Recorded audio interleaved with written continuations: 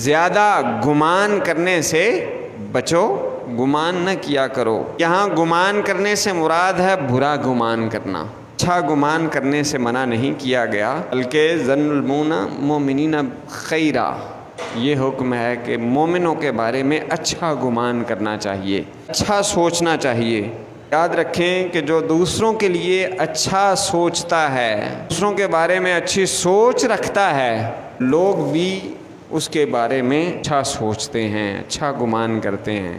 رب تعالیٰ بھی لیے اس کے گمان کے مطابق ہی معاملہ فرماتا ہے کہ اللہ کے نبی صلی اللہ علیہ وسلم نے فرمایا کہ اللہ پاک فرماتا ہے کہ انا عندہ ظن عبدی بھی، میں بندے کے اپنے گمان کے مطابق اس کے ساتھ پیش آتا ہوں، جیسا وہ مجھ پر گمان رکھتا ہے ویسا ہی معاملہ اس کے ساتھ کیا جاتا ہے۔ لہذا رب کے معاملے میں بھی ہمیں اچھا گمان کرنا چاہیے، اور بندوں کے معاملے کے اندر بھی اچھا گمان کرنا چاہیے، اور برے گمان کرنے سے اپنے آپ کو بچانا چاہیے۔ پھر فرمایا وَلَا تَجَسَّسُوا، تم جاسوسی نہ کرو۔ یہ جاسوسی کیا ہے؟ دوسروں کے عیب کو تلاش کرنا، دوسروں کی کمزوریوں کو ڈھونڈنا، دوسروں کے اندر پائے جانے والے گناہوں کو تلاش کرنا، اور گناہوں کو چن چن کر تلاش کر کر کے اس کی پھر تشہیر کرنا۔ اللہ رب العزت نے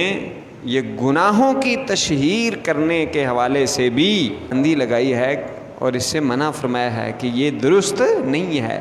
فرمایا ان الذین یحبون، بے شک وہ لوگ کہ جو چاہتے ہیں ان تشیع الفاحشۃ، کیا کرنا؟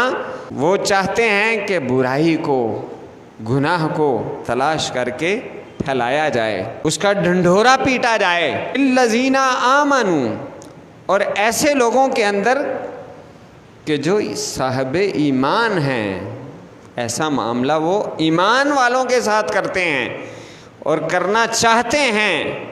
اللہ پاک نے فرمایا لہم عذاب علیم فی الدنیا والآخرہ، ان کے لیے دردناک عذاب ہے اس دنیا کے اندر بھی اور آخرت کے اندر بھی۔